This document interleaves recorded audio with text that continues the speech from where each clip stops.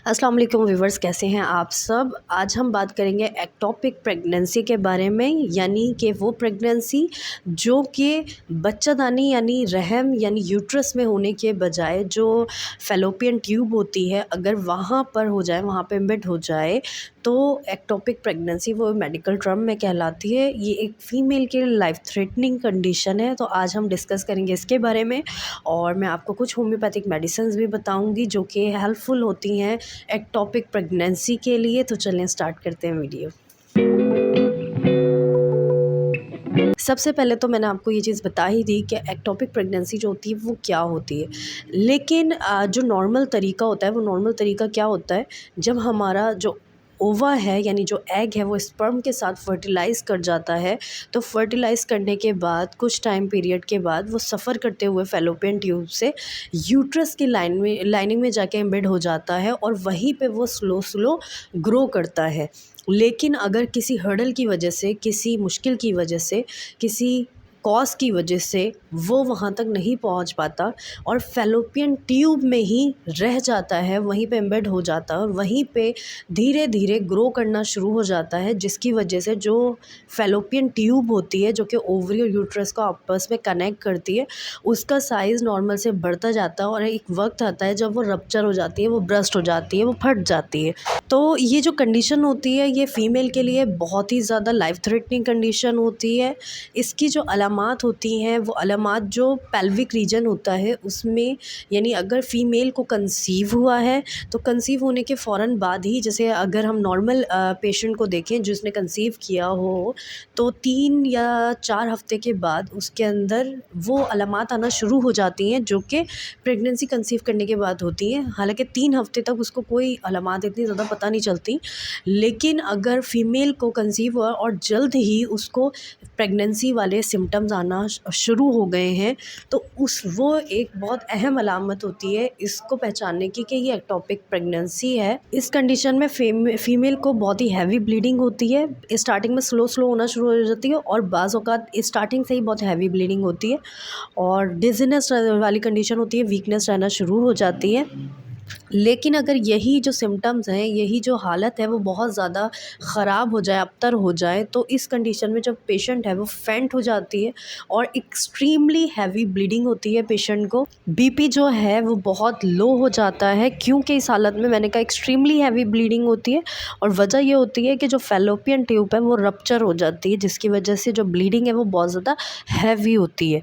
अब हम बात करते हैं इसके कॉजेज़ की कि इसके कॉजेज़ क्या क्या होते हैं। सबसे पहले तो इसमें भी जो सबसे पहला कॉज़ है वो सेक्सुअली ट्रांसमिटेड इन्फेक्शन है। अगर कोई इन्फेक्शन आया है ड्यूरिंग क्वेश्चन और उसकी वजह से आपको एक्टोपिक प्रेगनेंसी हो सकती है। इसके अलावा अगर आपकी जो फेलोपियन ट्यूब है उसमें स्कार टिश्यूज़ हैं, कोई ज़ख़म है, कोई ग्रोथ हुई हुई है, किसी किस्म की इन्फ्लेमेशन है जैसे कि सल्पिंजाइटिस, क्योंकि सल्पिंजाइटिस के जो कॉज़ है वो भी एक यही कॉज़ है कि उसमें सेक्सुअली ट्रांसमिटेड इन्फेक्शन होता है।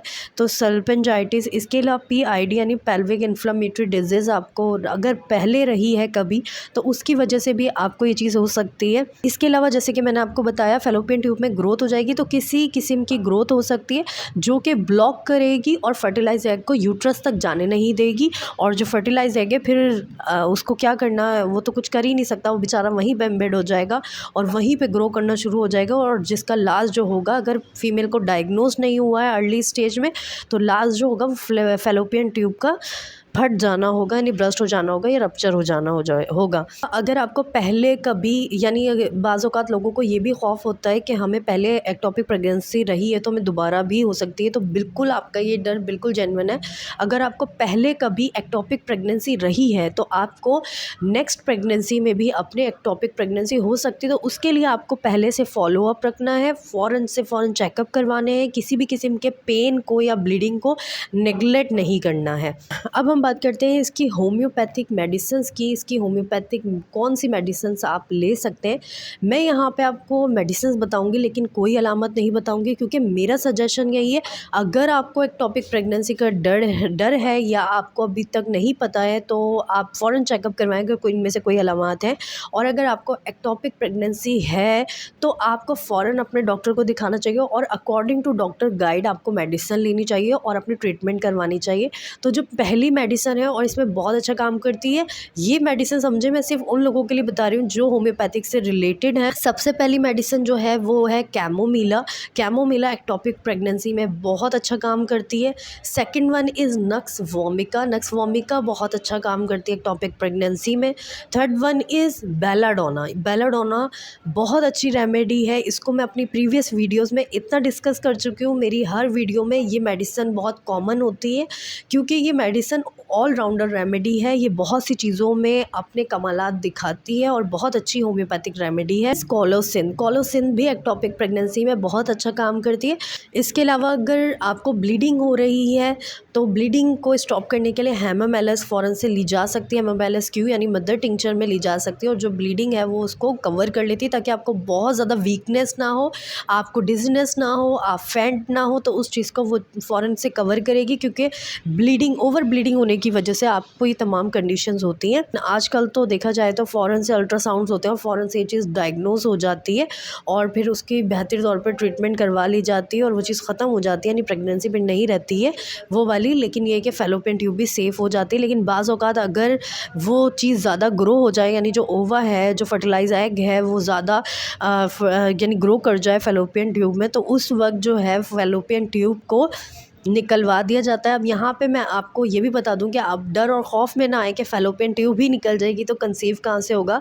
तो अल्लाह ताला बहुत मेहरबान है, उसने फ़ीमेल्स को 2 फैलोपियन ट्यूब दी है। और अगर अल्लाह ना करे और खुदा न खास्ता अगर वो फैलोपियन ट्यूब जो है वो निकल चुकी है तो डरने की कोई बात नहीं है, दूसरी फैलोपियन ट्यूब है और उससे भी उतने ही चांसेस होते हैं कंसीव होने के जितने दोनों से होते हैं।